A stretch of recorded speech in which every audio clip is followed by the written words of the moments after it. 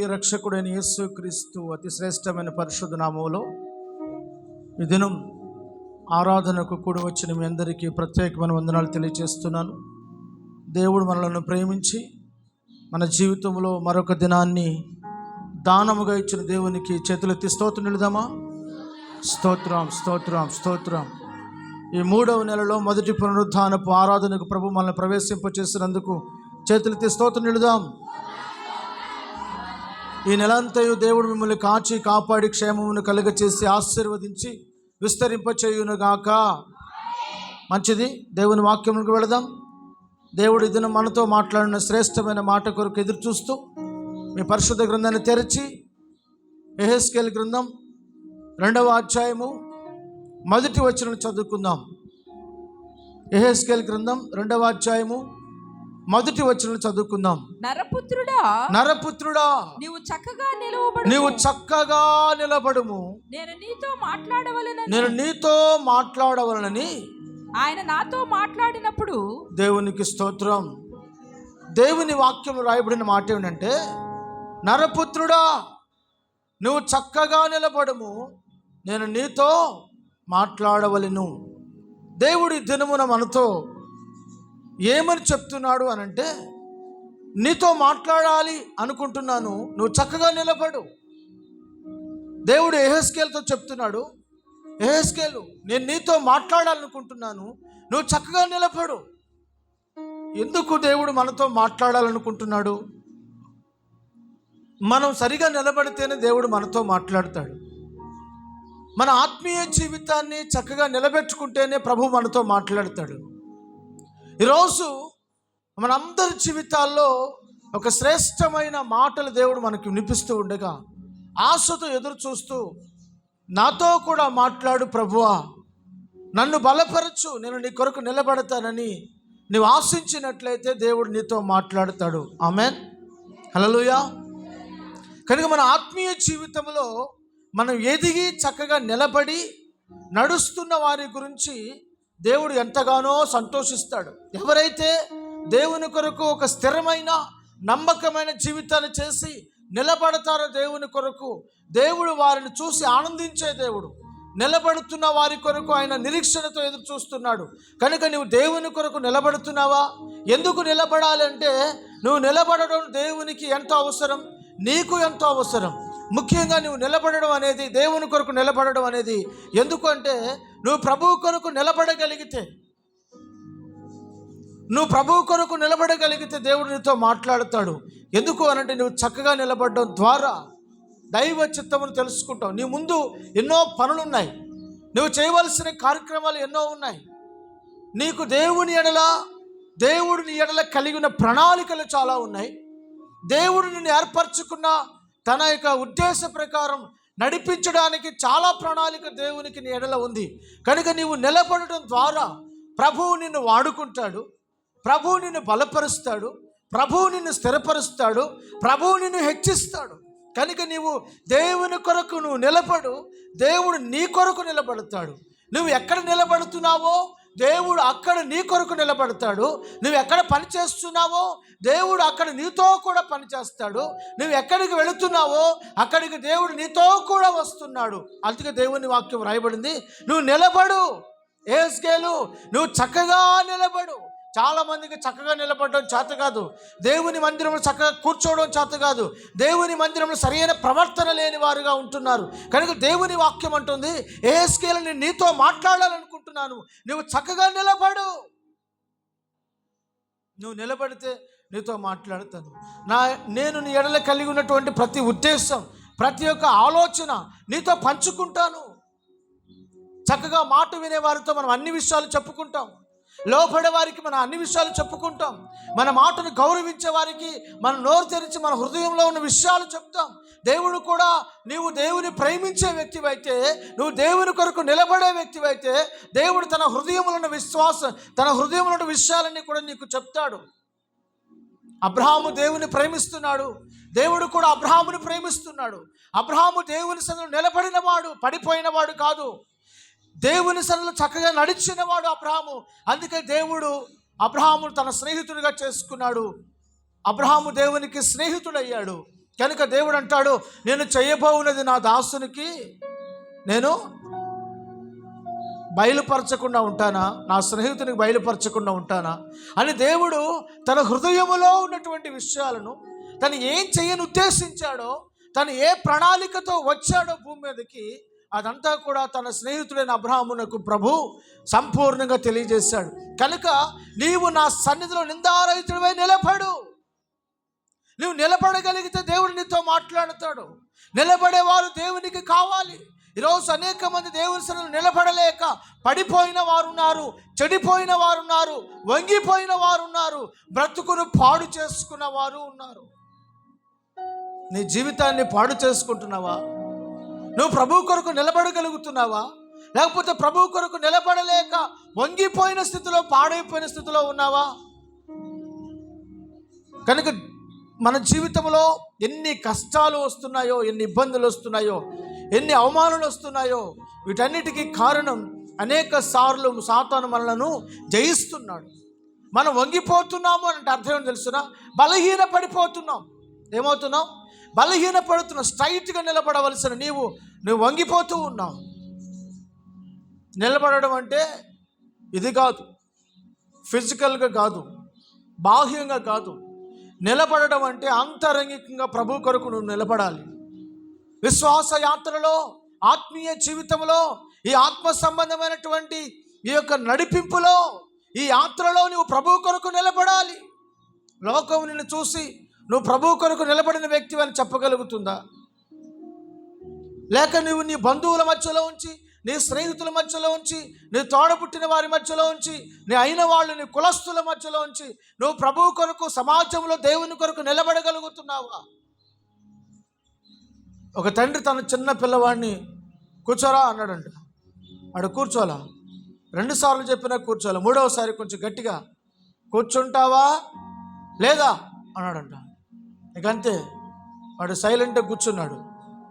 కొద్దిసేపటి తర్వాత ఆ పిల్లవాడు అంటున్నాడంట నెమ్మదిగా, నాన్న నువ్వు నన్ను కూర్చోమన్నావు, నేను కూర్చున్నాను, కానీ నేను లోపల నిలబడే ఉన్నాను నాన్న అన్నాడంట. అర్థమవుతుందా? బహిరంగంగా నేను కూర్చున్నాను, నా శరీరము కూర్చుంది, నాలో ఉన్న ఆత్మ, నా శరీరం, నా లోపల నేను నిలబడే ఉన్నాను అని చెప్తున్నాడు. కనుక మీరు నిలబడవలసిన స్థలం ఎక్కడ? ఎవరి కొరకు నిలబడాలి? ఎప్పుడు నిలబడాలి? ఏ స్థితిలో నిలబడాలి? అనేక విషయాలు ఈ దినం దేవుడు మనతో మాట్లాడబోచున్నాడు. ఆమేన్. హల్లెలూయా, హల్లెలూయా. నీవు నిలబడు. దేవుడు నీతో చెప్తున్న మాట, నిలబడు నరపుత్రుడా, నిలబడు, నేను నీతో మాట్లాడేదను. హల్లెలూయా. చూడండి, యేసుక్రీస్తు ప్రభు ఎవరు అని అంటే మన జీవితాలను నిలబెట్టేవాడు. పడిపోయిన మన జీవితాలని, చెడిపోయిన మన జీవితాలని, వంగిపోయిన మన జీవితాలని, పాడైపోయిన జీవితాలను, నాశనమైపోయిన జీవితాలను, ఎవరికి పనికిరాని జీవితాలను, త్రోసివేయబడిన జీవితాలను ప్రభు నిలబెట్టువాడు. ఆమేన్. చూడండి, పరిశుద్ధ గ్రంథంలోంచి లూకాసు సువార్త 13వ అధ్యాయము 13వ వాక్య భాగాన్ని చదువుకుందాం. 13 త్వరగా చదవాలి. లూకాసు సువార్త. ఆమె మీద చేతులుంచగానే ఆమె చక్కగా నిలబడి దేవుని మహిమపరచెను. హల్లెలూయా. చదవండి లేఖన భాగంలో, ఆమె మీద చేతులుంచగా ఆమె చక్కగా నిలువబడి దేవుని మహిమపరచెను. ఎవరిమే? ఎవరి గురించి మనం చదువుతున్నాం? ఇక్కడ రాయబడిన మాట 18 ఏళ్ల నుంచి, 18 సంవత్సరాల నుంచి ఈమె ఎవరు అని యేసు ప్రభు చెప్తున్నారు తెలుసునా? ఈమె అబ్రహాము యొక్క కుమార్తె. ఈమె ఎవరు?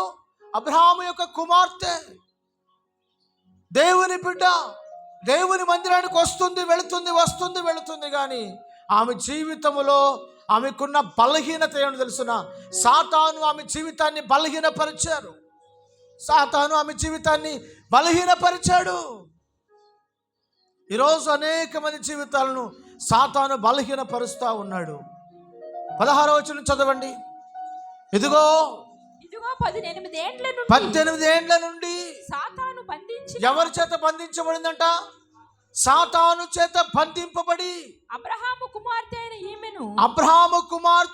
ఈమెను విశ్రాంతి దినమందు ఈ కట్ల నుండి విడిపింపదగదా అని అతనితో చెప్పెను. దేవునికి స్తోత్రం. వారేమంటున్నారంటే, ఈరోజు విశ్రాంతి దినము కదా, ఈరోజు పరిశుద్ధ దినము కదా, ఈ దినము ఏ పని చేయకూడదు కదా, నీవు మోసే ధర్మశాస్త్రమును ఎరుగవా, నీవెందుకు ఇలా చేస్తున్నావు అని యేసుని ప్రశ్నిస్తూ ఉన్నారు. యేసు అంటున్నారు, ఇదిగో మీరు మీ గాడిదలు విప్పరా, వాటికి నీళ్లు పోయరా, వాటికి ఆహారం పెట్టరా, అవి గుంటలో పడిపోతే తోలుకుని రారా. ఏమంటే పశువులకు మేత పెట్టకుండా ఎవరైనా ఉంటారా? ఒక్కరోజైనా పశువులకు నీళ్లు పెట్టకుండా ఉంటారా? కానీ పశువుల కంటే ఎవరు శ్రేష్టమైన వాళ్ళు? మనుషులు శ్రేష్టమైన వాడు. దేవుడు మనుషులను విడిపించడానికి వచ్చాడు.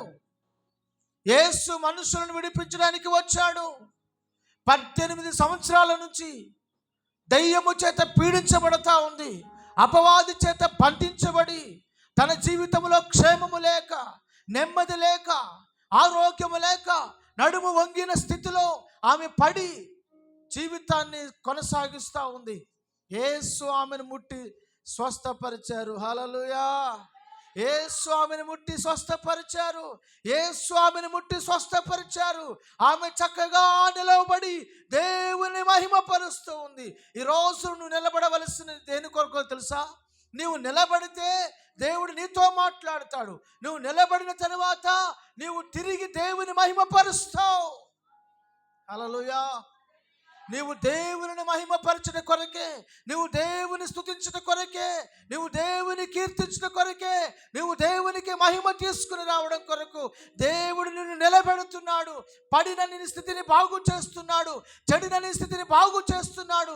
నీ జీవితాన్ని ప్రభువు కట్టడానికి, నీ పాడైపోయిన బ్రతుకును, నాశనం అయిపోయిన నీ బ్రతుకును, త్రోసివేయబడిన నీ బ్రతుకును పూర్తిగా సంపూర్ణముగా తొలగించబడిన నీ జీవితాన్ని ప్రభు మరలా తిరిగి కట్టడానికి ఆయన ప్రణాళిక ఏమిటి అనంటే, నీవు నిలబడి దేవుని మహిమపరచుట కొరకు.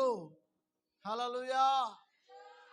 కనుక నువ్వు నిలబడి, నీవు సాతాను చేతి నుంచి విడిపించబడిన తర్వాత, అంధకారం నుంచి విడిపించబడిన తర్వాత, బలహీనత నుంచి విడిపించబడిన తర్వాత, అనారోగ్యం నుంచి విడిపించబడిన తర్వాత, శాపగ్రస్తమైన బ్రతుకు నుంచి విడుదల పొందిన తర్వాత నీవు క్రీస్తు కొరకు నిలబడాలి. దేవునికి మహిమ తీసుకొని రావాలి. నీ ద్వారా ప్రజలు ప్రభు దగ్గరికి రావాలి. నీ ద్వారా దేవునికి ఘనత రావాలి.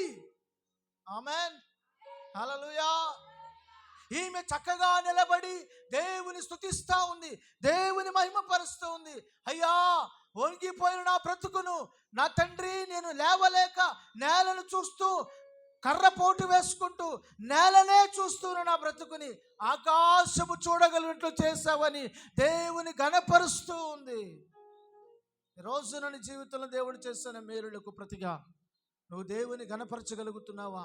స్తుతించగలుగుతున్నావా? మహిమపరచగలుగుతున్నావా? నువ్వు నిలబడు, నువ్వు నిలబడు, నువ్వు ప్రభువు కొరకు నిలబడు. 100 మందిలో ఉన్నా ప్రభువు కొరకు నిలబడు.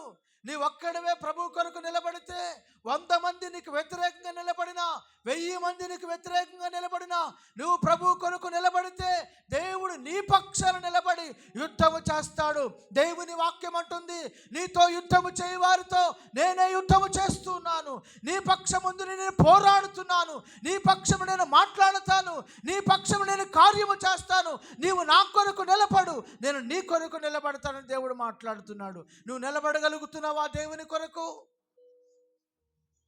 శరీరాశలు చంపుకొని, నీకున్న కోరికలు చంపుకొని, నీకున్న ఆశలు చంపుకొని నువ్వు ప్రభు కొరకు ఒక శ్రేష్టమైన జీవితాన్ని చేయగలిగితే ప్రభు నిన్ను ఘనమైన వ్యక్తిగా నిలబెడతాడు. దేవునికి మహిమ కలుగును గాక. హల్లెలూయా. దేవుడు అంటున్నాడు, చక్కగా నిలబడు నరపుత్రుడా, చక్కగా నిలబడు, నేను నిన్ను నిలబెట్టాలనుకుంటున్నాను, నీతో మాట్లాడాలనుకుంటున్నాను. మనం ఎక్కడ నిలబడాలో తెలుసునా? దేవుని వాక్యం అంటుంది, మీరు నిలబడవలసిన స్థలం ఎక్కడ? మనం ఎక్కడ నిలబడాలి? ప్రభు కొరకు నిలబడాలి. ఎక్కడ? కీర్తనల గ్రంథం 1వ అధ్యాయం రాయబడింది, దుష్టుల ఆలోచన చప్పున నడవక, పాపుల మార్గం నిలవక, అపహాస్యకులు కూర్చుండు చోటన సరే నడువక, నిలువక, కూర్చుండక. ఎక్కడ? నీవు అపహాస్యకుల మార్గములో, దుష్టుల మార్గములో, పాపుల మార్గములో నిలువక, నడువక, కూర్చుండక నువ్వు నిలబడవలసిన స్థలం ఏదో తెలుసునా? ఒకరోజు దైవజనుడు మోషే ప్రభువుని అడుగుతున్నాడు, అయ్యా నా ద్వారా ఎన్నో అద్భుతాలు చేస్తున్నావు, నన్ను బలముగా నీ చేతిలో ఒక మహిమకరమైన పాత్రగా వాడుకుంటున్నావు, నాతో నువ్వు మాట్లాడుతున్నావు, నా బ్రతుకును నిలబెట్టావు, అనేకులకు సాక్షాత్తుగా నా జీవితాన్ని ఉంచావు. నాకు ఒక ఆశ ఉందయ్యా, నాకు ఒక కోరిక ఉందయ్యా. అడుగుతున్నాడు దేవుణ్ణి. ఏంటి ఆ కోరిక తెలుసా? నిన్ను చూడాలి, నీ ముఖము చూడాలి, సౌందర్యవంతమైన ఆ ముఖమును చూడాలి, తేజోమయమైన ఆ ముఖ దర్శనము చేయాలి, నిన్ను చూడాలని ఆశ నాకుందయ్యా. ప్రభు అంటాడు, అయ్యో మోషే, నన్ను చూసిన నరుడు బ్రతకడు, దేవుని చూసిన నరుడు బ్రతకడు.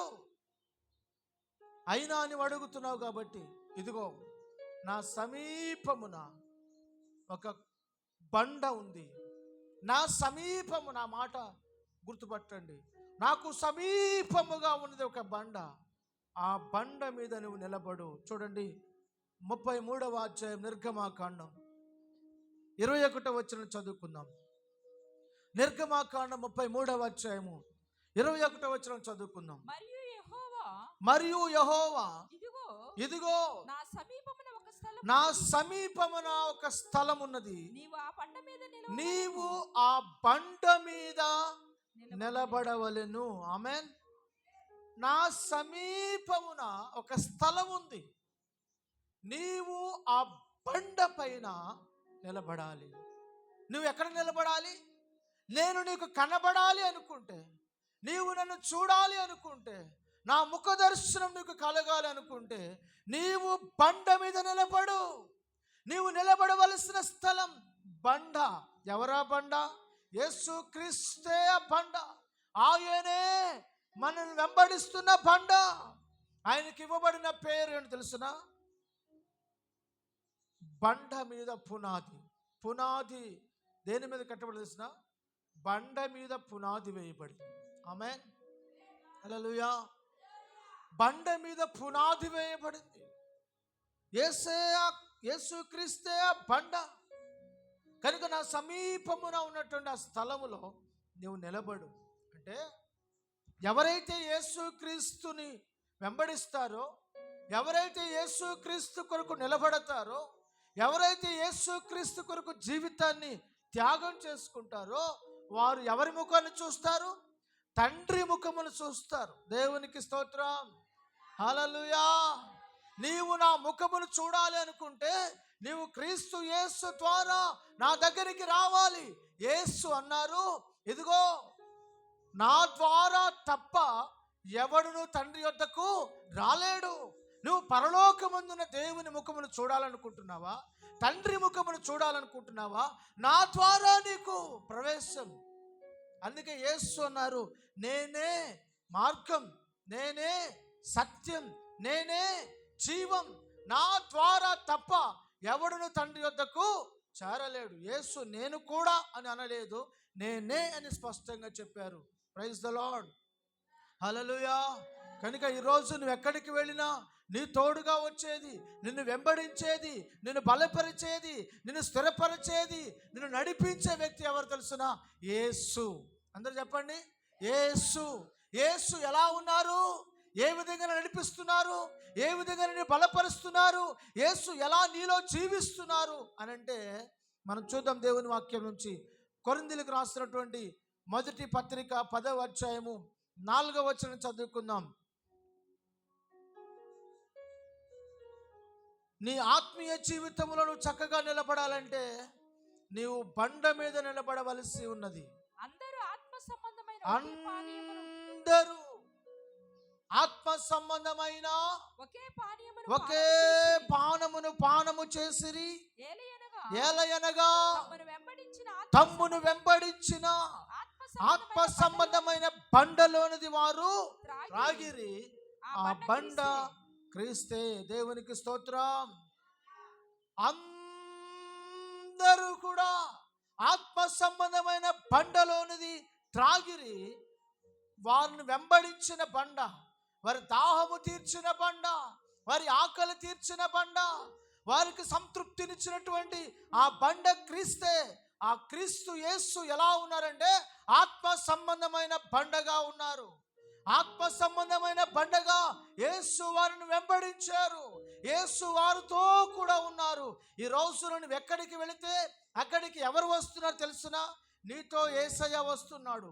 నువ్వు ఏ ప్రాంతానికి వెళ్ళినా, ఏ స్థలమునికి వెళ్ళినా, నువ్వు ప్రయాణమై వెళుతున్నా, నువ్వు బిజినెస్ చేస్తున్నా, వ్యాపారం చేస్తున్నా, నీవు పని చేసుకుంటున్నా, పొలానికి వెళ్ళినా, నువ్వు ఎక్కడికి వెళ్ళినా కూడా నీతో కూడా ఎవరు వస్తున్నారు తెలుసునా? యేసయ్య వస్తున్నారు. ఎలా వస్తున్నారు? ఆత్మరూపిగా వస్తున్నారు.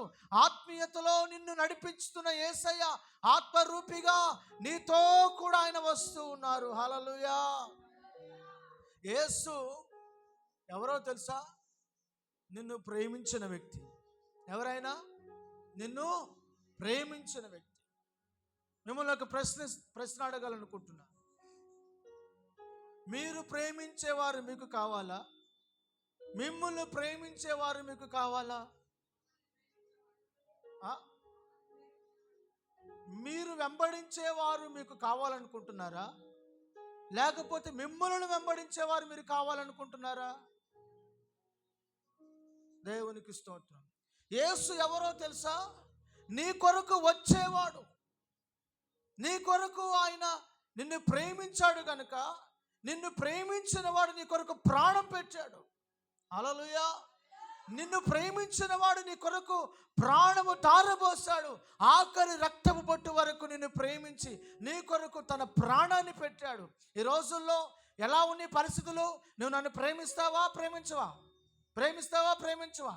చివరిసారిగా అడుగుతున్నాను, ఆఖరిసారిగా అడుగుతున్నాను. నువ్వు నన్ను ప్రేమించకపోతే నేను చంపేస్తా, నీ ఇంటి వారిని చంపేస్తా, నీ పేక కోసేస్తా, నీ మీద యాసిడ్ పోస్తా, నిన్ను నాశనం చేస్తా, నీ కుటుంబం లేకుండా చేస్తా, నీ పేరు లేకుండా చేస్తా అని బెదిరించేవారు ఉన్న ఈ లోకంలో ప్రభువు అంటున్నాడు, నిన్ను ప్రేమించాను గనుక నేను నీ కొరకు దిగి వచ్చాను. నిన్ను ప్రేమించాను గనుక నిన్ను వెతుక్కుంటూ వచ్చాను. నిన్ను ప్రేమించాను గనుక నీ కొరకు నా ప్రాణాన్ని పెట్టాను. హల్లెలూయా. యేసయ్య నీ కొరకు ప్రాణం పెట్టాడు.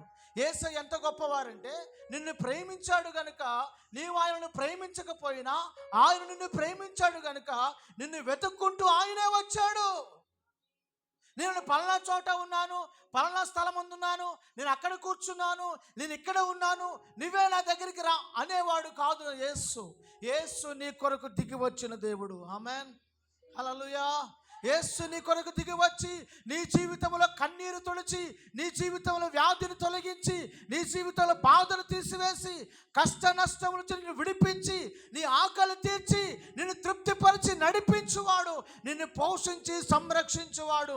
దేవుడు అంటున్నాడు, ఇదిగో నా ప్రజల బాధను నిశ్చయముగా నేను చూశాను, వారు పెట్టిన కన్నీరు నాకు తెలిసే ఉన్నది. నేను వారిని విడిపించుటకు పాలు తెనులు ప్రవహించు మంచి దేశమునకు వారిని తీసుకుని వెళ్ళడానికి ఇదిగో దిగి వచ్చాను, వారికంటే ముందుగా వెళ్ళొచ్చున్నాను ప్రభు సెలవిచ్చారు. హల్లెలూయా. యేసు ఎవరో తెలుసా? యేసు ఎవరో తెలుసా? యేసు ప్రభు ఒక రోజు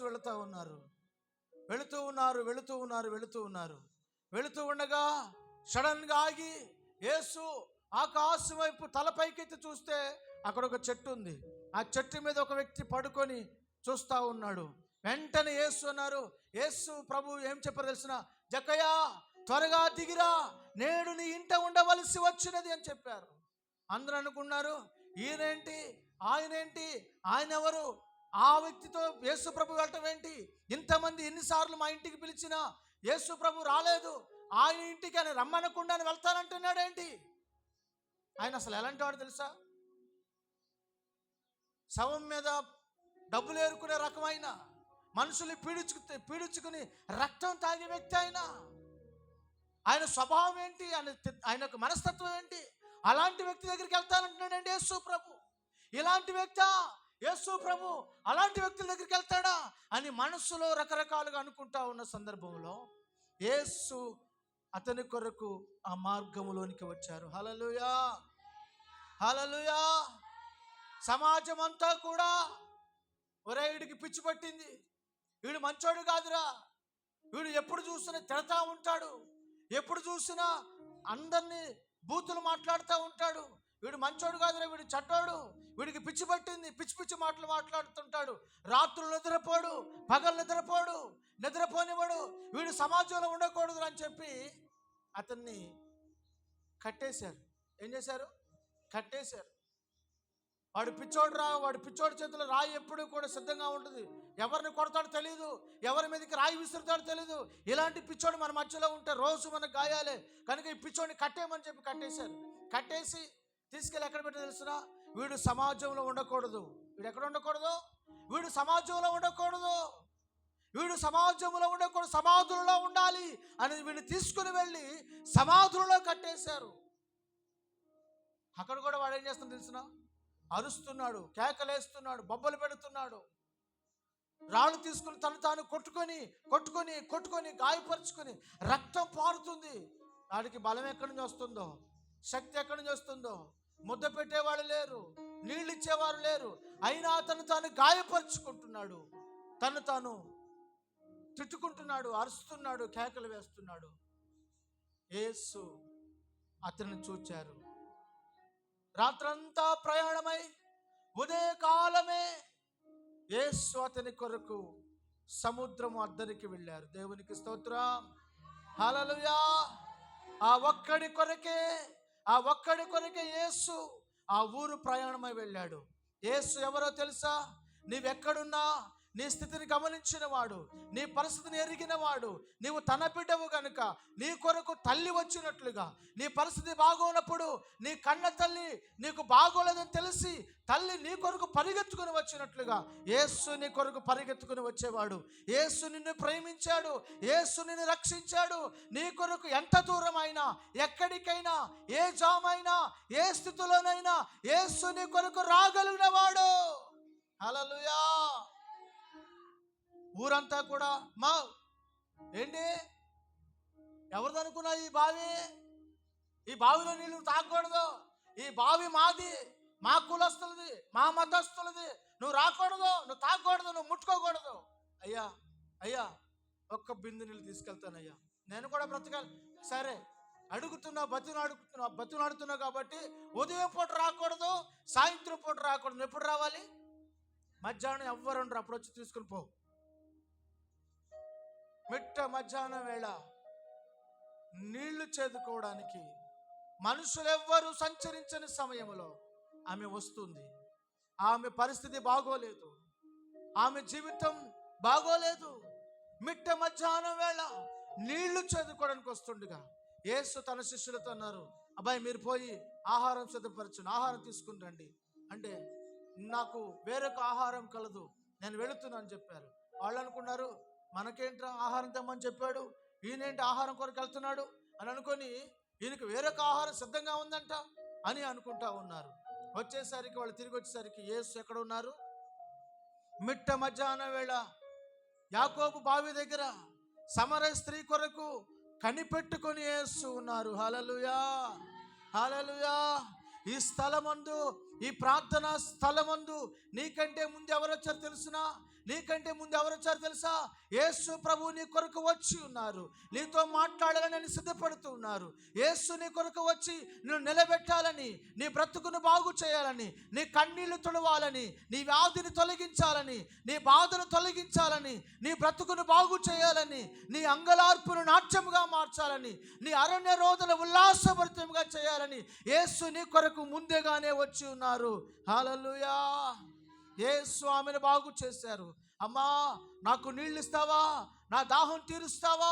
యేసు అడుగుతూ ఉంటే, అయ్యా నీవేమో యూదుడవు, నేనేమో సమరయ స్త్రీని, నీవు నన్ను నీళ్ళు అడుగుతున్నావా? Praise the Lord. హల్లెలూయా. యేసు ఆమె బ్రతుకును బాగు చేయడానికి, ఆమె స్థితిని ఎరిగిన వాడే కనుక, ఆమె పరిస్థితిని ఎరిగిన వాడు కనుక ఆమెను నిలబెట్టడానికి, ఏ సమాజంలో తలదించుకుందో, ఏ సమాజంలో తల ఎత్తుకోలేని స్థితిలో ఉందో, ఏ సమాజంలో చెడిపోయిన స్త్రీని ముద్ర వేయబడిందో, ఏ సమాజంలో ఆమెను అందరూ చేదరించుకొని అసహించుకుంటున్నారు, ఆ ప్రజల మధ్య తన పేరు ఘనమైనదిగా, తన స్థితి ఘనమైనదిగా, అనేకులకు సాక్షిగా ఆమె బ్రతుకును నిలబెట్టడానికి, పాడైపోయిన చెడిపోయిన ఆమె జీవితాన్ని ప్రభు స్థిరపరిచి, ఈ రోజు ఇదిగో మనము ఆమె గురించి చెప్పుకున్నట్లుగా ఒక శ్రేష్టమైన సాక్ష్య జీవితం దేవుడు ఆమెకి ఇవ్వడానికి ఆయన ఆమె కొరకు వచ్చారు. హల్లెలూయా. నీ కొరకు యేసు రాగలడు. నీవు రాకపోయినా పర్వాలా, యేసు నిన్ను ప్రేమించారు అనడానికి ఇదే రుజువు. దేవునికి స్తోత్రం. హల్లెలూయా.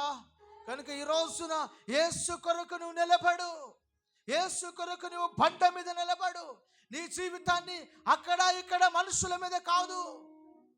చాలా మంది వారి జీవితాలను బండ మీద కాదు, ఎక్కడ నిలబెట్టుకున్నా తెలుసునా? ఇసుక మీద. ఇసుక మీద ఇద్దరు ఇల్లు కట్టుకున్నారు. ఒకడు బుద్ధిమంతుడు, ఇంకొకడు బుద్ధి లేనివాడు. బుద్ధి గలవాడు ఇల్లు ఎక్కడ కట్టాడు? బండ మీద ఇల్లు కట్టుకున్నాడు. బుద్ధి లేనివాడు ఇసుక మీద ఇల్లు కట్టుకున్నాడు. మనకు తెలుసు, వరదలు వచ్చాయి, వానలు వచ్చాయి, గాలి విసిరి కొట్టింది. అప్పుడేమైంది? అది కూలిపోయింది. ఏది కూలిపోయింది? ఇసుక మీద కట్టుకున్నటువంటి ఇల్లు కూలిపోయింది. బండ మీద కట్టబడిన ఇల్లు స్థిరముగా నిలబడింది. దేవునికి స్తోత్రం. హల్లెలూయా. ఈ రోజున నువ్వు క్రీస్తు అనే బండ మీద నీ జీవితాన్ని కట్టుకోగలిగితే, యేసు కొరకు నీ జీవితాన్ని కట్టుకోగలిగితే, యేసే వాక్యం, వాక్యమే యేసు. కనుక నీ జీవితం ఎక్కడ కట్టబడాలి తెలుసునా? వాక్యపు పునాది మీద కట్టబడాలి. యేసులో నీ జీవితం కట్టబడాలి. వాక్యము కొరకు నువ్వు కట్టబడాలి. వాక్యము కొరకు నువ్వు జీవించాలి. వాక్యము కొరకు సాక్షిగా ఉండాలి. వాక్యం అనే పునాది మీద నీ జీవితం కట్టబడాలి. వ్యక్తుల మీద, సంస్థల మీద, నాయకుల మీద, నీకు రక్షణ ఇచ్చిన, బాప్తిజం ఇచ్చినటువంటి ఆత్మీయ నాయకుల మీద కాదు నీ జీవితం కట్టబడాల్సింది. నీవు మనుషులను కాదు చూడాల్సింది. నీ వ్యక్తుల మీద కాదు ఆధారపడవలసింది. నీ బంధువుల మీదనో, రక్త సంబంధికుల మీదనో, నీకు అయిన వాళ్ళ మీదనో, తెలిసిన వాళ్ళ మీదనో, రాజకీయ నాయకుల మీదనో, నీ తెలివి మీదనో, నీ చదువు మీదనో, నీ వ్యాపారం మీదనో, నీ ఉద్యోగం మీదనో కాదు నీవు ఆధారపడవలసింది. నువ్వు ప్రభువు మీద ఆధారపడగలిగితే, నువ్వు ప్రభువు మీద నీ జీవితాన్ని కట్టుకొనగలిగితే, ఎన్ని వరదలు వచ్చినా, ఎన్ని తుఫానులు వచ్చినా, ఎన్ని బలహీనతలు వచ్చినా, ఎన్ని అనారోగ్య సమస్యలు వచ్చినా, ఆర్థిక ఇబ్బందులు నీ జీవితంలో కలిగిన, అవమానం నీ జీవితంలో ఎదురైన, సమస్యలు నిన్ను కృంగతీసిన, ఆర్థిక ఇబ్బందులు నిన్ను పడద్రోసిన, నీ జీవితాన్ని ఎవడు కదిలించలేడు, ఎవడు చెరపలేడు. దేవునికి స్తోత్రం. హల్లెలూయా. క్రీస్తు మీద నీ జీవితాన్ని కట్టుకుంటున్నావా? యోబు తన జీవితాన్ని వాక్యం మీద కట్టుకున్నాడు, దేవుని మీద కట్టుకున్నాడు. తన హృదయం, తన మనస్సు, తన బ్రతుకు దేవుని మీద స్థిరపరుచుకున్నాడు కనుక సాతాను తనను పడద్రోయలేకపోయాడు. తన భక్తి జీవితాన్ని నాశనం చేయలేకపోయాడు. తన శరీరంలో వ్యాధి కలిగిన ఆ వ్యాధి కూడా ఏమీయో చేయలేకపోయింది.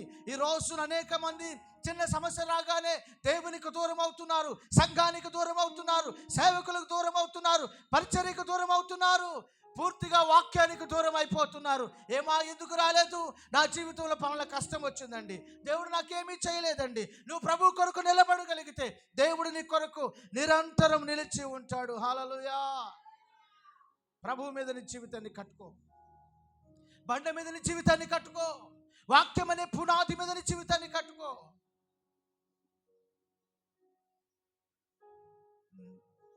మరొక విషయాన్ని బైబిల్లో చూద్దాం. రాజుల మొదటి గ్రంథం 17వ అధ్యాయము మొదటి వచనం చూద్దాం. రాజుల మొదటి గ్రంథం 17వ అధ్యాయము మొదటి వచనం చదువుదాం. అంతటా గిలాదు కాపురస్తుడును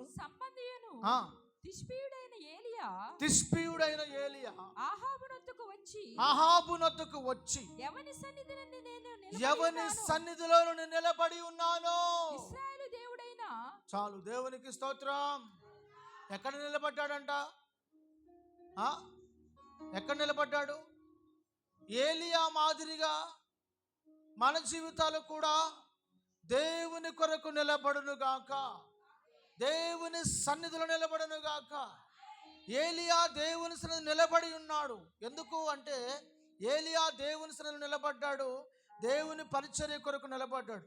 అవును, ఈ రోజున దేవుని బిడ్డలమైన మనము దేవుని సేవ చేయాలన్నా, దేవుని కొరకు దేవుని పరిచర్య చేయాలన్నా మొదటిగా మనము ఏలియా వలె దేవుని సన్నిధిలో నిలబడిన వారుగా ఉండాలి. దేవుని సన్నిధిలో నిలబడకుండా నేను కూడా వస్తాను పరిచర్య చేస్తానని చేయలేవు. చాలామంది పరిచర్య చేస్తామని పరిగెత్తుకొస్తారు. కొన్ని దినాలు చేసిన తర్వాత వారు చేయలేరు, ఆగిపోతారు. కొంతమంది ఉపవాసాలు ఉంటాను ప్రారంభిస్తారు, ఉపవాసాలు మధ్యలోనే ముగిస్తారు. కారణం ఏంటి తెలుసునా? వారు దేవుని సన్నిధిలో నిలబడిన వారు కాదు. ఈరోజు దేవుని సన్నిధిలో నువ్వు నిలబడగలిగితే దేవుడు నిన్ను నిలబెడతాడు. మొదటిగా నీ హృదయాన్ని, నీ జీవితాన్ని ప్రభు కొరకు నిలబెట్టు, దేవుడినితో మాట్లాడతాడు. రెండవదిగా దేవుడు నీకు తెలియజేస్తున్నాడు, నీవు బండ మీద నీ జీవితాన్ని కట్టుకో. మూడవది ప్రభు తెలియజేస్తున్నాడు, నీవు దేవుని సన్నిధిలో నిలబడు, దేవుని సన్నిధిలో నిలబడు. ఎవరైతే దేవుని సన్నిధిలో నిలబడతారో దేవుడు వారిని ఏం చేస్తాడు? ఘనపరుస్తాడు, గొప్ప చేస్తాడు, అద్భుతాలు వారి ద్వారా జరిగిస్తాడు. దేవుని సేవ వారి ద్వారా, దేవుని పరిచర్య, దేవుని ప్రణాళిక, దేవుని సంకల్పం, దైవ చిత్తం అంతయు కూడా వారి ద్వారా దేవుడు సంపూర్ణంగా జరిగిస్తాడు. హల్లెలూయా. కనుక నీవు దేవుని కొరకు నిలబడగలుగుతున్నావా? రాజుల 2వ గ్రంథం 3వ అధ్యాయము 14వ వచనం చదువుకుందాం. రాజుల 2వ గ్రంథం 3వ అధ్యాయం 14వ వచనం చదవండి. ఎలీషా ఇట్లనను, ఎవని సన్నిధిని నిలబడి ఉన్నానో ఆ ఇశ్రాయేలు దేవుడైనా యెహోవా జీవము తోడు. దేవునికి స్తోత్రం. ఎవరండి ఎలీషా? ఎలీషా ఎవరు? ఏలియా దగ్గర పరిచర్య నేర్చుకున్నాడు. ఈయన గురువు ఎవరు? ఎలీషా గురువు ఎవరు? ఏలియా. ఏలియా ఎంత రోషం కలిగిన వాడో ఎలీషా కూడా అంతే రోషం కలిగిన వాడు. ఏలియా దేవుని కొరకు నిలబడితే ఎలీషా కూడా అదే మాట మాట్లాడుతున్నాడు. నేను ఎవని సన్నిధిలో నిలబడ్డాను అంటున్నాడు. గురువు అదే మాట మాట్లాడాడు, శిష్యుడు కూడా అదే మాట్లాడుతున్నాడు. అంటే గురువు దగ్గర నేర్చుకున్నాడు. ఏమి నేర్చుకున్నాడు అని అంటే, గురువు దేవుని కొరకు నిలబడ్డాడు, శిష్యుడు కూడా అంటున్నాడు నేను కూడా ఆయన కొరకు నిలబడ్డాను. హల్లెలూయా. ఈ రోజున నువ్వు దేవుని కొరకు నిలబడగలిగితే నీ పిల్లలు దేవుని కొరకు నిలబడతాడు. నీవేమో దేవుని మందిరంలో ఉంటావు, నీ పిల్లలేమో లోకములో ఉంటారు. నీవేమో దేవుని మందిరానికి వస్తావు, నీ పిల్లలేమో సినిమా హాల్ చుట్టూ తిరుగుతూ ఉంటారు. నీవేమో దేవుని మందిరంలో నమ్మకంగా ఉండకపోతే నీ పిల్లలు దేవునికి ఎలా నమ్మకంగా ఉండగలుగుతారు? అర్థమవుతుందండి? ఈ రోజున దేవునికి నువ్వు నిలబడలేని స్థితిలో నువ్వు పడిపోయి నింద ఎవరి మీద వేస్తావు తెలుసునా? దేవుని మీద వేస్తావు, సేవకుల మీద వేస్తావు. ఇదేనా సేవకులు నేర్పించేది అంటుంటావు, ఇదేనా మందిరంలో నేర్పించేది అంటుంటావు. కనుక నీ జీవితంలో నువ్వు గుర్తుపెట్టుకోవాల్సిన ప్రాముఖ్యమైన విషయం ఏంటంటే, నీవు చక్కగా నిలబడు దేవుని కొరకు, దేవుని సన్నిధిలో నిలబడు. నేనున్న చోట దేవుడు ఈ స్థలమందు ఉన్నాడు అని విశ్వసించు. నువ్వు ఎక్కడికి వెళుతున్నావో అక్కడ దేవుడు ఉన్నాడని చెప్పి నువ్వు విశ్వసించగలిగితే ఆ స్థలమందు దేవుడు ఉన్నాడు, నీతో దేవుడు ఉన్నాడు. నిన్ను విడువను, నిన్ను ఎడబాయునని ఆయనే చెప్పాను కదా. ఆయన నీతో కూడా వస్తాడు. నీవు వెళుతున్న ప్రతి స్థలమందు నీతో కూడా వచ్చేవాడు నీ దేవుడైనా యెహోవా. నీవు అడుగుపెట్టు ప్రతి స్థలములోనికి నేను నీ యొద్దకు వచ్చి నిశ్చయముగా నిన్ను ఆశీర్వదిస్తాను ప్రభు సెలవిచ్చారు. కనుక దేవుడు నిన్ను ఆశీర్వదించడానికి, నిన్ను కాపాడుటకు, నిన్ను బలపరచుటకు, నిన్ను స్థిరపరచడానికి ప్రభు నీతో వస్తున్నారు. నువ్వు విశ్వసించలేకపోతున్నావు. నువ్వు నమ్ముతున్నావా? ప్రభు హస్తాలకు అప్పగించుకోగలుగుతున్నావా? నువ్వు దేవుని సన్నిధిలో నిలబడే వ్యక్తివైతే నీ బిడ్డలు కూడా దేవుని సన్నిధిలో నిలబడతారు. ఎద్దు చేలో మేస్తే దూడ ఎక్కడ మేస్తుందండి? అది కూడా ఎక్కడ మేస్తుంది? ఒడ్డును మేస్తుందా? అది కూడా ఎక్కడ మేస్తుంది? చేలోనే మేస్తుంది. ఒక తండ్రిగా, ఒక తల్లిగా బిడ్డలకు నువ్వు నేర్పించవలసిన పద్ధతి నేర్పించడం కంటే ముందు నేర్పించడం గొప్ప కాదు. నువ్వు దాన్ని చెయ్యి, నువ్వు నేర్పించకుండానే వాళ్ళు అది చేస్తారు. ఇక్కడ మనం చూస్తున్నాం, ఏలియా ఏదైతే చెప్పాడో ఆయన చేతుల క్రింద శిష్యరికం నేర్చుకున్నటువంటి ఎలీషా కూడా అదే మాట మాట్లాడుతున్నాడు. ఎవని సన్నిధిలో నేను నిలబడి ఉన్నానో ఆ ఇశ్రాయేలు జీవము తోడు, యెహోవా జీవము తోడు అని మాట్లాడుతున్నాడు. కనుక నిన్ను బట్టి నీ కుటుంబం ప్రభు సన్నిధిలో నిలబడాలి. నిన్ను బట్టి నీ బంధువులు దేవుని సన్నిధికి రావాలి. నిన్ను బట్టి నీ గ్రామం దేవుని దగ్గరికి రావాలి. నిన్ను బట్టి నీ కుమారులు, నీ కుమార్తెలు, నీ అల్లుళ్ళు, నీ కోడళ్ళు దేవుని దగ్గరికి రావాలి అనంటే నువ్వు నిలబడు ముందు దేవుని సన్నిధిలో. దేవుని సన్నిధిలో సరిగా నిలబడు, చక్కగా నిలబడు, తిన్నగా నిలబడు. ప్రభు వైపు నీ హృదయాన్ని ఎత్తు, ప్రభువుకి నీ జీవితాన్ని సమర్పించు. హల్లెలూయా, హల్లెలూయా. దేవుని మహిమపరచుట కొరకు నువ్వు నిలబడాలి. ఎవరి కోసం నిలబడాలి? ఎవరి కోసం? దేవుని మహిమపరచడానికి నీవు నిలబడాలి. దేవునికి మహిమ తెచ్చే విధంగా నువ్వు నిలబడాలి. దేవుని చేత అద్భుతమైన స్వస్థత పొందినటువంటి ఆ స్త్రీ ఏం చేసింది? చక్కగా నిలబడి దేవుని మహిమపరిచింది. యేసు ఆమె మీద చేతులుంచగానే ఆమె చక్కగా నిలబడి దేవుని ఏం చేసిందండి? మహిమపరిచింది. మోషే దేవుని మహిమ కొరకు నిలబడినప్పుడు, మోషే దేవుని సన్నిధిలో నిలబడినప్పుడు, మోషే దేవునికి తన జీవితాన్ని అప్పగించుకున్నప్పుడు దేవుని మహిమ మోషే ముఖములో కనబడుతుందంట. హల్లెలూయా, హల్లెలూయా. నువ్వు దేవుని కొరకు నిలబడితే దేవుడు నీలో ప్రత్యక్షమవుతాడు. దేవుడు నీ ద్వారా తనకు మహిమ తెచ్చుకుంటాడు. నీ ద్వారా ప్రజలకు ప్రత్యక్షమవుతాడు. దేవుడు అంటున్నాడు, ఇదిగో యెహోవా హస్తబలము ఎవరి ద్వారా కనుపరచబడుతుందంట? తన సేవకుల ఎడల కనుపరచబడును. మోషే, ఇదిగో మోషే నీ ద్వారా నాకు మహిమ తెచ్చుకుంటాను, నిన్ను బట్టి నా నామమునకు మహిమ తెచ్చుకుంటాను ప్రభు చెప్పారు. మోషే భయపడుతున్నాడు. ఎందుకు భయపడుతున్నాడు తెలిసిన? ఎవరి దగ్గరికి వెళ్ళడానికి భయపడుతున్నాడు? ఫరో దగ్గరికి వెళ్ళడానికి భయపడుతున్నాడు. ఎందుకు? అక్కడి నుండే పారిపోయి వచ్చాడు. అర్థమవుతుందా మీకు? మోషే ఎక్కడి నుంచి పారిపోయి వచ్చాడు?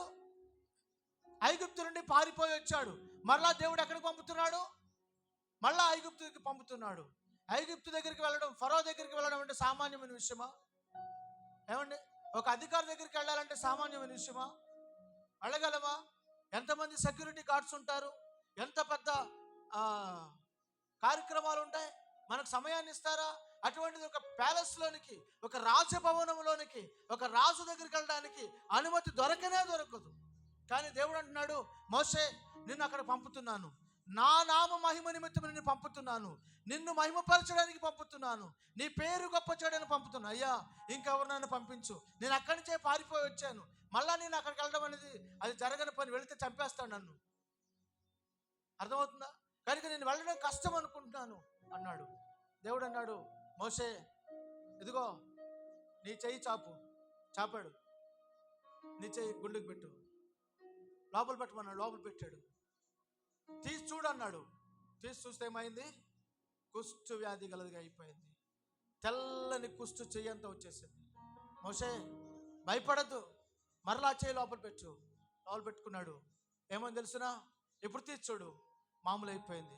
దేవునికి స్తోత్రం, హల్లెలూయా. మోషే నీ చేతిలో ఏముంది? నా చేతిలో కర్ర ఉందయ్యా, గొర్రెలు కాసే కర్ర, గొర్రెల కాపరిగా ఉన్నప్పుడు తెచ్చుకునే కర్ర ఉంది. ఆ కర్ర కింద పడేశాడు. ఏమైంది? పాము అయిపోయింది. మోషే భయపడద్దు, పామును చూసి భయపడద్దు, దాన్ని తోక పట్టుకోమన్నాడు. తోక పట్టుకున్నాడు. వెంటనే అది ఏమైంది? కర్ర అయిపోయింది. వెళ్ళు మోషే, నేను ఈ చేతిలో ఉన్న కర్ర ద్వారా అద్భుతాలు చేయబోతున్నాను, గొప్ప కార్యాలు చేయబోతున్నాను, నీ ద్వారా మహిమ తెచ్చుకోబోతున్నాను, వెళ్ళు అన్నాడు. వెంటనే బయలుదేరాడు.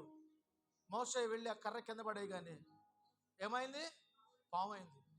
రే సెకండ్ గార్డెన్ అందరూ పిలవండిరా, పిలిచారు. ఫరో పిలిచాడు. మంత్రిగాళ్ళు అందరూ వచ్చారు.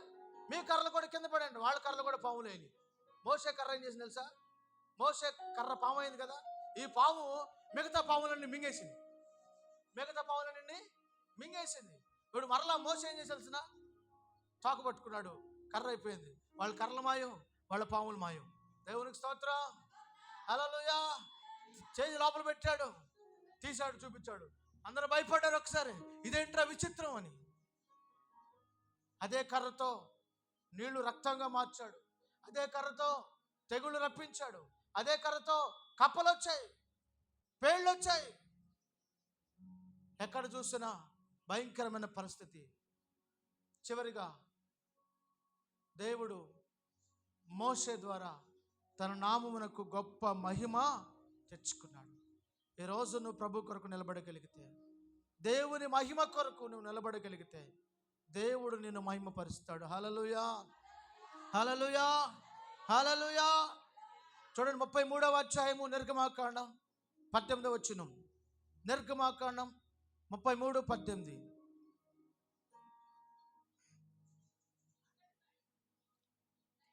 అతడు దయచేసి నీ మహిమను నాకు చూపమనగా 21వ వచనం. మరియు యెహోవా, ఇదిగో నా సమీపమున ఒక స్థలం ఉన్నది, నీవు ఆ బండపైన నిలువవలెను. దేవునికి మహిమ కలుగును గాక. మోషే దేవుని మహిమను చూశాడు, దేవుని మహిమను అనుభవించాడు. దేవుడు తన ద్వారా మహిమ తెచ్చుకున్నాడు, దేవుడు తనని వాడుకున్నాడు. కారణం దేవుని కొరకు, దేవుని మహిమ కొరకు, దేవుని మహిమ కొరకు. గుర్తుపెట్టుకోండి, నువ్వేం చేసినా, పాట పాడినా, పరిచర్య చేసినా, లేకపోతే దేవుని కొరకు కానుక ఇచ్చినా, దేవుని కొరకు నీవు ఒళ్ళు వంచి కష్టపడినా, ఏది చేసినా దేవుని మహిమ కొరకే, దేవుని మహిమ కొరకే చేయాలి తప్ప నీ స్వలాపేక్ష కొరకు, నీ సొంత ఆశల కొరకు, నీకున్నటువంటి వాటి కొరకు నువ్వు చేయకూడదు. ఒకవేళ మనసులో వేరొకటి పెట్టుకొని పైకి ఇంకొకటి చేసినట్లయితే దేవుని శిక్ష నీ మీదకి వస్తుంది. కాబట్టి నువ్వు ఖచ్చితంగా గుర్తుపెట్టుకోవాల్సిన తెలుసున, నీవు దేవుని మహిమ కొరకు చెయ్యి, దేవుని మహిమ కొరకు మాట్లాడు, దేవుని మహిమ కొరకు నిలబడు, దేవుని మహిమ కొరకు కనిపెట్టుకొని ఉండు. దేవుడు నీ పక్షముగా నిలబడతాడు. హల్లెలూయా, హల్లెలూయా. ప్రభు కొరకు నువ్వు నిలబడితే ప్రభువు నీ పక్షం నిలబడి ఏం చేస్తాడు తెలుసిన? యుద్ధము చేస్తాడు. నువ్వు ప్రభు కొరకు నిలబడితే ప్రభువు నిన్ను వాడుకుంటాడు. నీ పక్షముగా ప్రభు ఏం చేస్తాడు? యుద్ధము చేస్తాడు. దేవుడు మన పక్షము నిలబడి యుద్ధం చేయాలంటే మనం ఏం చేయాలి? దేవుని పక్షముగా నిలబడాలి. దానియేలు గ్రంథం 10వ అధ్యాయము 21వ వచనం చూద్దాం. దానియేలు గ్రంథం 10వ అధ్యాయము 21వ వచనం.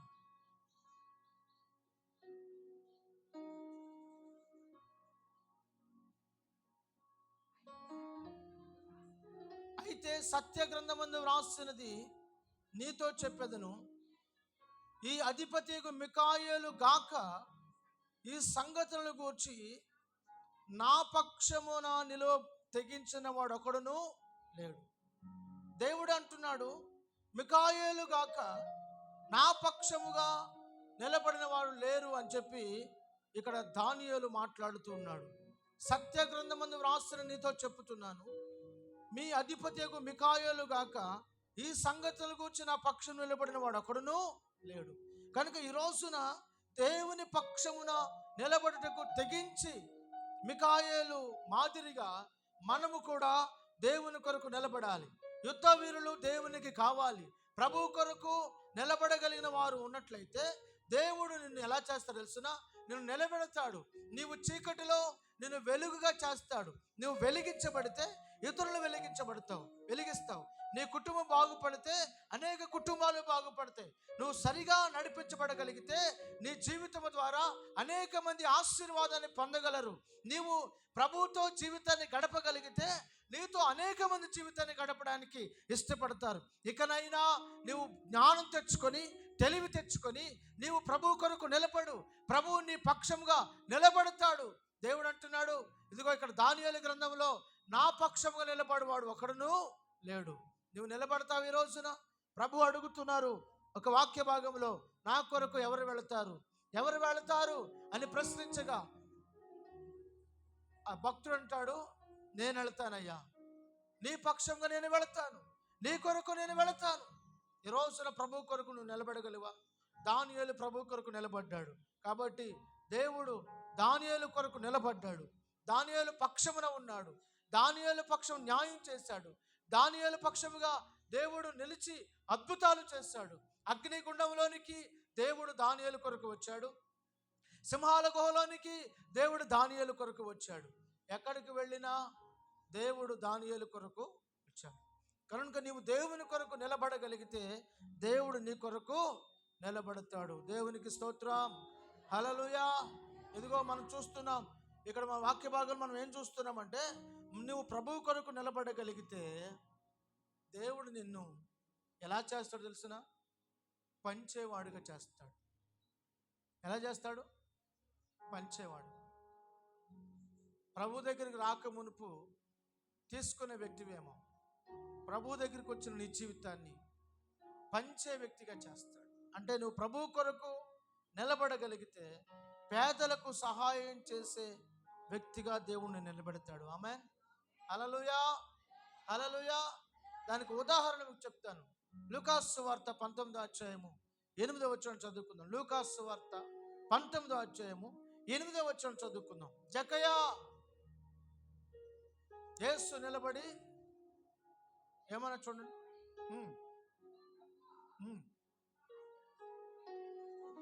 జక్కయ్య కూడా నిలబడ్డాడు. యేసు ఎవరి కొరకు నిలబడ్డాడు? జక్కయ్య కొరకు నిలబడి చెట్టు కింద త్వరగా దిగిరా అన్నాడా? ఇంటికి చేర్చుకో, వెళదాం పద అన్నాడా? ఇప్పుడు యేసు ప్రభుని ఎక్కడ తీసుకెళ్ళాడు జక్కయ్య? చెప్పండి. ఎక్కడ తీసుకెళ్ళాడు?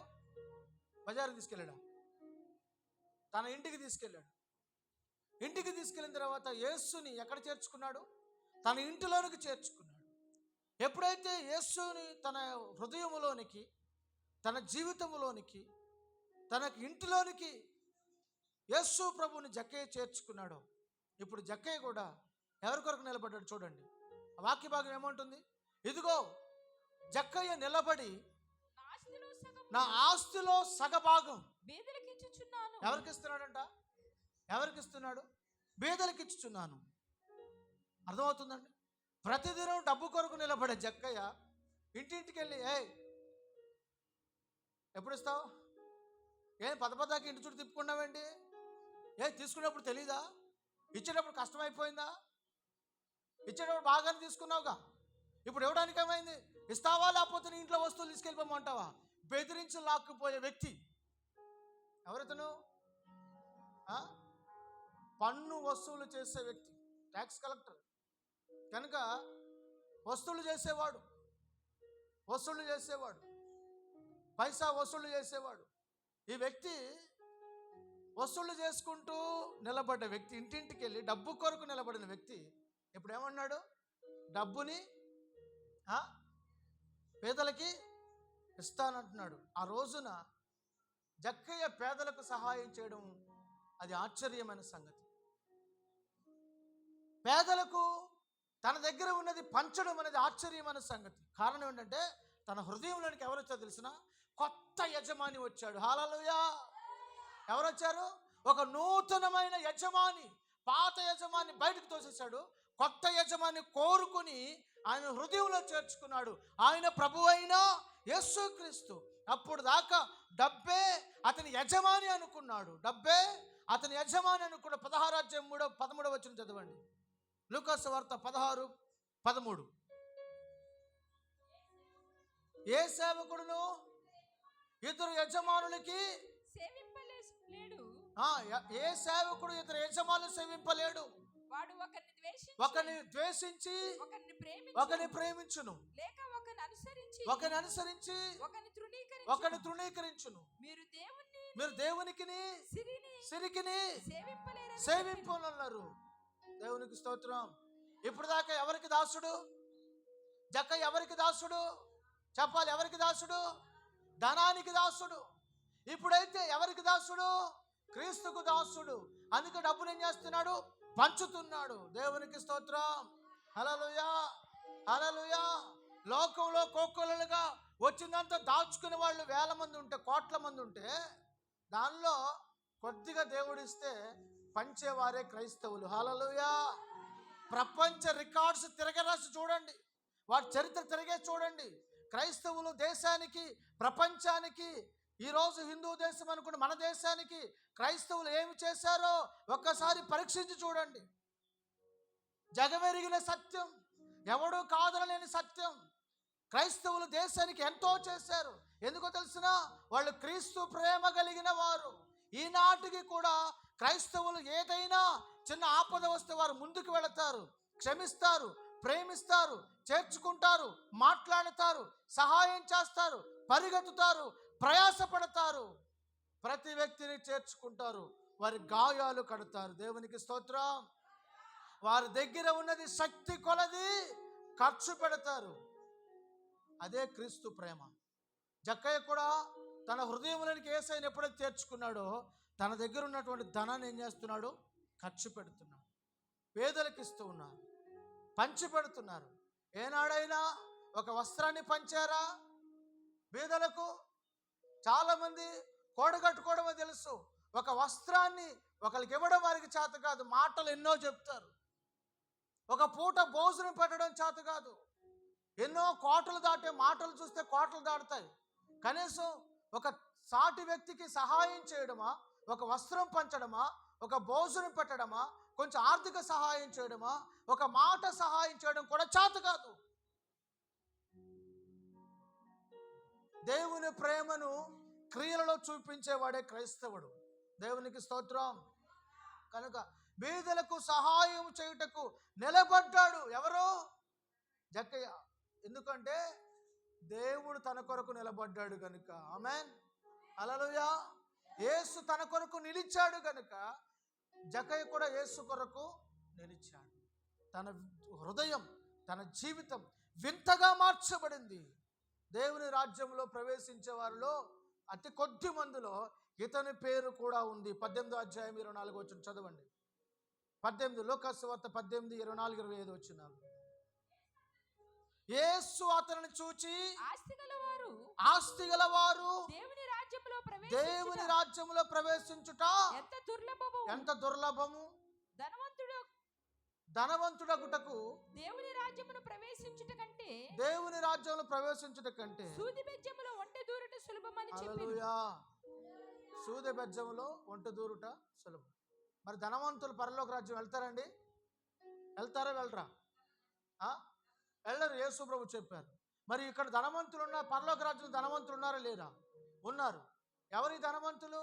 ప్రభువునందు భయము కలిగి ధనం మీద లక్ష్యం ఉంచక, ధనమే ధ్యేయంగా పెట్టుకొనక ప్రభువును వెంబడిస్తూ ఉండగా దేవుడు వారికి ఇచ్చిన ధనముతో తృప్తి చెందుతూ విస్తారమైన ఆస్తి సంపాదించిన వారు అతి కొద్ది మంది ఉన్నారు. అబ్రహాము, ఇంకా ఇస్సాకు, యాకోబు, యోబు, దావీదు, వీళ్ళందరూ ఆస్తిపరులే. వారి లిస్టులోనికి చేర్చబడ్డాడు. ఎవరంటే జక్కయ్య. దేవునికి స్తోత్రం. హల్లెలూయా, హల్లెలూయా. నీవు కూడా పేదలకు సహాయం చేయడానికి నిలబడినప్పుడు మాత్రమే దేవుడు నీ ఇంటికి రక్షణ వచ్చి ఉన్నదని చెప్పగలుగుతాడు. ఆమేన్. పరలోక రాజ్యంలో చాలా కిరీటాలు ఉన్నాయి. ఆ కిరీటం పొందుకోవాలంటే నువ్వేం చేయాలి? పేదలకు సహాయం చేయాలి. ఎంతో కొంత, కొంచెమైనా సహాయం చేయాలి. హల్లెలూయా, హల్లెలూయా. నీ కంటికి బీదవారు కనబడుతుంటే వాళ్ళని అసహించుకోకూడదు, వాళ్ళని తృణీకరించకూడదు, ఏపా అని చెప్పి గద్దించకూడదు, వాళ్ళని పక్కలే అని అనకూడదు. వాళ్ళని నీలాంటి మనుషులే వాళ్ళు కూడా, వాళ్ళ స్థితి బాగోలేదంటే వాళ్ళని అసహించుకోవడం దేవునికి ఇష్టము ఉండదు. అర్థమవుతుందండి? కనుక బీదలను నువ్వు సహాయం చేయడం, బీదలను ప్రేమించడం, బీదలకు నీ చేతనే సహాయం చేయడం అలవర్చుకోవాలి. ఒకరోజు నేను బాదం పాలు తాగటానికి వెళ్ళాం. బాదం పాలు తాగుతున్నప్పుడు సెంటర్లో నాతో ఇంకొక వ్యక్తి ఉన్నాడు. తాగిన తర్వాత చిల్లర వచ్చింది, చిల్లర జోబులు పెట్టుకున్నాను. వెంటనే ఈ ఒక తల్లి చంటి బిడ్డనెత్తుకొని, చిన్న బిడ్డనెత్తుకొని అడుక్కుంటా ఉంది అందరినీ. నా దగ్గరికి వచ్చింది. నా దగ్గరికి వచ్చి, అయ్యా సహాయం చేయండి, కొంచెం సహాయం చేస్తారని అడుగుతూ ఉంది. నేను వెంటనే జోబులో చూసుకుంటే డబ్బులు ఉన్నాయి, చిల్లర కాదు, చిల్లర ఉన్నాయి. కానీ నాకు చిల్లర ఇవ్వాలనిపించలేదు. తీసి 50 రూపాయలు ఆమె చేతిలో పెట్టాను. దేవునికి స్తోత్రం. హల్లెలూయా. నా పక్కన అంత ఎందుకు ఇవ్వడం, ఒక 5 రూపాయలు 2 రూపాయలు బిళ్ళను చూసి ఇవ్వచ్చుగా అన్నాడు. ఉన్నాయి జోబులో గలగలంటున్నాయి. అవి కాదు ఇచ్చింది, ధారాళముగా ఇవ్వగలగాలి. సమృద్ధిగా ఇవ్వగలగాలి, సంతోషంతో ఇవ్వగలగాలి. సణుకుంటూ గొణుకుంటూ ఇవ్వడం దేవునికి ఇష్టము ఉండదు. దేవునికి స్తోత్రం. దేవుడు నీకు ఇస్తున్నాడు కాబట్టి నీవు ఎంతో కొంత ఇచ్చేటప్పుడు సంతోషంతో ఇవ్వు, సంతోషంతో ఇవ్వు, నవ్వుతూ ఇవ్వు. బీదవారికి చూసి వాళ్ళ మీద జాలిపడు, వాళ్ళ మీద కనికరపడు. దేవునికి మహిమ కలుగును గాక, దేవునికి మహిమ కలుగును గాక. దేవుడు నీ పక్షం యుద్ధం చేయాలంటే నువ్వు నిలబడాలి. నువ్వేమవ్వాలి? నిలబడాలి. నువ్వు ఎప్పుడైతే నిలబడతావో దేవుడు నీ పక్షంగా యుద్ధం చేస్తాడు. చివరికి ఒక్క మాట చదువుకుని మనం ముగించుకుందాం. చూడండి, పరిశుద్ధ గ్రంథం నుంచి నిర్గమాకాండం 14వ అధ్యాయము 13-14 వచనం చదువుకుందాం. నిర్గమాకాండం 14వ అధ్యాయము 13-14 వచనం చదువుకుందాం. అందుకు మోషే భయపడకుడి, యెహోవా నేడు మీకు కలుగ చేయు రక్షణను మీరు ఊరక నిలిచి చూడండి, ఊరక నిలిచి చూడండి. మీరు నేడు చూచిన ఐగుప్తులను ఇక మీదట మరి ఎన్నడూ చూడరు. యెహోవా మీ పక్షముగా యుద్ధము చేయును. ఆమేన్, హల్లెలూయా. దేవుడు నీ పక్షముగా ఉన్నాడు. క్రీస్తు నీ పక్షముగా, క్రీస్తు నీలో ఉండి నీ లోపల ఆయన జీవించుచు నీ పక్షము యుద్ధము చేయడానికి ఆయన సిద్ధంగా ఉన్నాడు. కనుక నీవు ప్రభువుకి అప్పగించుకొని ప్రభువు మీద నువ్వు స్థిరమైన మనస్సు కలిగి ప్రభువు కొరకు నువ్వు నిలబడగలిగితే, దేవుని మీద నువ్వు నమ్మకం ఉంచగలిగితే, దేవుని మీద నువ్వు విశ్వాసము చూపగలిగితే దేవుడు నీ పక్షంగా ఏం చేస్తాడు? యుద్ధం చేస్తాడు, విజయాన్ని ఇస్తాడు. వాళ్ళందరూ భయపడిపోతూ ఉన్నారు. అయ్యో, వెనక చూస్తే శత్రువులు, ముందు చూస్తే సముద్రం. అయ్యో, ఏంటి మా పరిస్థితి? మోషే, మమ్మల్ని ఇక్కడికి ఎందుకు తీసుకుని వచ్చావు? ఐగుప్తుల సమాధులు లేవైనా మమ్మల్ని ఇక్కడ చంపడానికి తీసుకొచ్చావా? సణుగుతున్నారు, భయపడిపోతున్నారు. దేవుడు అన్నాడు, మోషే, నా ప్రజలను ఇశ్రాయేలును భయపడవద్దని చెప్పు. మీరు ఊరక నిలిచి చూడండి, ఊరకనే నిలిచి ఉండి చూడండి చాలు. జస్ట్ మీరు స్టాండ్, మీరు అలా నిలబడి చూస్తూ ఉండండి. దేవుడు చేసే కార్యాలు చూడండి, దేవుడు చేసే అద్భుతాలు చూడండి. నిలబడి చూడమను మోషే, మరి భయపడొద్దని చెప్పు. నేను చేయబోయే అద్భుతాన్ని నిలబడి చూడమను. మరి నిలబడి చూస్తూ ఉన్నారు మోషే చెప్పినట్లుగానే. దేవుడు ఒక గొప్ప అద్భుతాన్ని చేశాడు. హల్లెలూయా, హల్లెలూయా. ఏం జరిగింది? మోషే, నీ చేతిలో ఉన్న కర్ర నీకెదురుగా ఉన్న సముద్రం మీద చాపు. మోషే తన కర్రను సముద్రం మీద చాపాడు. వెంటనే సముద్రం ఈ కొన మొదలుకొని ఆ కొన వరకు చీలిపోయింది. సముద్రము పాయలైంది. నీళ్లు గోడల్లాగా, 2 గోడల్లాగా నిలబడ్డాయి పైకి. ఆరిన నేల పైన వారి కాళ్లకు కూడా చిన్న చెమట కానీ తడి కానీ తగలకుండా ఆరిన నేలపై దేవుడు ఇశ్రాయేలు ప్రజలను సముద్రము దాటించాడు. మోషే, ప్రజలందరూ యువతలకు వచ్చేసారయ్యా. ఇప్పుడు నీ వెనక ఎవరు వస్తున్నారు? ఎదుగో శత్రువులు వస్తున్నారు. రాని, వాళ్ళ లోపలికి రాని మోషే, రాని. ఆగు, నేను చెప్తాను, ఆగు అన్నాడు. మోషే ఆగాడు. వాళ్ళు సరిగ్గా మధ్యలోకి వచ్చేసారు. దేవుడు ముందే చెప్పాడు. ఏమని చెప్పాడు? నేడు నువ్వు చూసిన ఈ ఐగుప్తులను ఇక ఎన్నటికీ చూడవు. నేను చేయబోయే అద్భుతాన్ని నువ్వు కనులారా చూడాలంటే రాని, వాళ్ళ లోపలికి వచ్చిన తర్వాత, సముద్రం మధ్యలోకి వచ్చిన తర్వాత, మోషే ఇప్పుడు కర్రచాపు, ఇప్పుడు మరలా తిరిగి కర్రచాపు, ఈ కొర నుండి చాపాడు. ఒక్కసారి సముద్రం అంతా ఏమైంది? ఏకరాశిగా ఉన్నటువంటి ఆ ప్రవాహం అంతా ఒక్కసారిగా వచ్చి ముంచి పడేసింది. నడి సముద్రముకు అడుగు భాగమున ఈ ఐగుప్తులందరూ కూడా ఏమో తెలిసిన ఒక్కసారిగా నాశనం అయిపోయారు. దేవునికి స్తోత్రం, హల్లెలూయా. మోషే ఒక్కడు దేవుని కొరకు నిలబడ్డాడండి. దేవుడు మోషే కొరకు గొప్ప అద్భుతం చేశాడు. గొప్ప మెరాకిల్ చేశాడు. దేవుడు అసాధారణమైన కార్యాన్ని మోసే పక్షముగా చేశాడు, ఇశ్రాయేలు పక్షముగా చేశాడు. ఈ రోజున నువ్వు ప్రభు కొరకు నిలబడగలిగితే నీ నిమిత్తమై, నీ కొరకై ఏదైనా చేయగలిగిన వాడు, నీ పరిస్థితిని మార్చగలిగిన వాడు, నీ స్థితిని మార్చగలిగిన వాడు, నిన్ను స్థిరపరచగలిగిన వాడు, నీ జీవితంలో అద్భుతాలు చేయగలిగిన వాడు. నువ్వు నిలబడు చాలు. నీ కొరకు అద్భుతాలు చేసే దేవుడు నీ పక్షం నిలిచి ఉన్నాడు. ఆయన నీ కొరకు ఏమైనా చేయగలడు. నీ విశ్వసించగలిగితే ప్రభు కొరకు సమర్పించుకొని నిలబడి ప్రభు కొరకు ఎదురు చూడు. దేవా, నీ కొరకు నేను కనిపెట్టుకుని ఉన్నాను, నీ కొరకు నేను ఆశతో ఉన్నాను, నా పక్షముగా నువ్వు పోరాడు.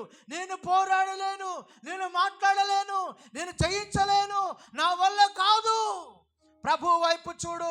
ప్రభు నీ పక్షముగా అద్భుతాలు చేసేవాడు, ప్రభు నీ కొరకు గొప్ప కార్యాలు చేయగలిగిన దేవుడు కనుక నీవు లేచి ప్రభు చేతులకు అప్పగించుకొని ప్రార్థనాపూర్వకంగా నువ్వు సిద్ధపడగలిగితే దేవుడు నీతో మాట్లాడుతూ ఉన్న ప్రతి మాటను ధ్యానం చేద్దామా? దయచేసి అందరూ మోకరించి ప్రభు చేతులకు అప్పగించుకొని అందరు కనులు మూసి, ప్రభువా, ఇంతవరకు తేటగా సూటిగా నాతో మాట్లాడుతూ నన్ను బలపరిచిన దేవుడవయ్యా, ఇదిగో నా జీవితాన్ని చేతులకు అప్పగించుకుంటున్నాను. నన్ను స్థిరపరచండి, నన్ను బలపరిచి నడిపించండి. నీ కొరకు నేను నిలబడతానయ్యా. నా జీవితంలో మీరు గొప్ప కార్యాలు చేయండి తండ్రి అని ప్రభు చేతులకు అప్పగించుకుందామా? అందరూ మోకరించి, ప్రభువా, ఇంతవరకు తేటగా సూటిగా నాతో మాట్లాడుతూ వచ్చావు, నా హృదయాన్ని బలపరుస్తూ వచ్చావు, నా జీవితాన్ని స్థిరపరుస్తూ వచ్చావు నాయన. అందరూ అందరూ అందరూ మోకరించి ప్రభు చేతులకు అప్పగించుకొని ప్రార్థన పూర్వకంగా సిద్ధపడుతూ, దేవా, నీ కృప నాపై ఉంచు, దేవా, నీ సన్నిధి నాకు తోడుగా ఉంచు తండ్రి, నన్ను బలపరచు నాయన. నీ సన్నిధులను నిలబెట్టండి. నాతో నీవు మాట్లాడుతూ వచ్చావు నాయన. ఇదిగో నా జీవితాన్ని నీకు అప్పగించుకుంటున్నాను, నా జీవితాన్ని స్థిరపరిచి నడిపించు. ఇదిగో ప్రభువా, నేను నీ కొరకు నిలబడుతున్నాను, బండ మీద నిలబడుతున్నాను, వాక్యం కొరకు నిలబడుతున్నాను తండ్రి. అందరూ ప్రభు చేతులకు అప్పగించుకోండి. నీవు దేవుని కొరకు నిలబడగలిగితే దేవుడు నిన్ను మహిమపరుస్తాడు. నీవు మహిమపరచబడ్డం దేవుని చిత్తం. నువ్వు నిలబడు, ప్రభు కొరకు నిలబడు, దేవుని సన్నిధిలో నిలబడు, దేవుని చేతులకు అప్పగించుకుని నిలబడు. శత్రువుల ఎదుట నిన్ను నిలబెడతాడు దేవుడు. ఘనమైన వ్యక్తిగా నిన్ను మారుస్తాడు. ఎక్కడ అవమానించబడ్డావో, ఎక్కడ నిద్రించబడ్డావో, ఎక్కడ హేళన చేయబడ్డావో, ఎక్కడ గేలి చేయబడ్డావో, ఎక్కడ నీ పేరు చెడ్డదని కొట్టివేయబడిందో, ఎవరు నిన్ను చూసి ఎగతాళి చేశారో వారి కనుల ఎదుట, ఆ ప్రజల ఎదుట, ఆ మనుషుల ఎదుట మోసే నిన్ను గొప్ప చేయబోతున్నాను. ఎవరిని చూసి నువ్వు భయపడి పరిగెత్తుకుని పారిపోయి వచ్చావో, ఇదిగో మరలా తిరిగి నా మహిమ నిమిత్తమై ఆ ఫరో దగ్గరికి నిన్ను పంపుచున్నాను. వెళ్ళు మోసే, వెళ్ళు, తిరిగి వెళ్ళు మోసే. నిన్ను నా మహిమ కొరకు నిలబెట్టబోతున్నాను. ప్రభు మాట్లాడుతున్నాడు. ఇదిగో నీవు నిలబడగలిగితే దేవుని కొరకు, నీ బిడ్డలు దేవుని కొరకు నిలబడతారు. నీవు ప్రభు కొరకు బ్రతకగలిగితే నీ బిడ్డలు ప్రభు కొరకు బ్రతుకుతారు. నీవు దేవుని కొరకు జీవించగలిగితే నీ బిడ్డలు జీవించగలుగుతారు ప్రభు కొరకు. దేవుని చేతులకు అప్పగించుకొని ప్రార్థన చేసుకుందాం. దైవ సేవకులు నీ కొరకు ప్రార్థన చేస్తూ ఉండగా అందరూ ప్రార్థనలు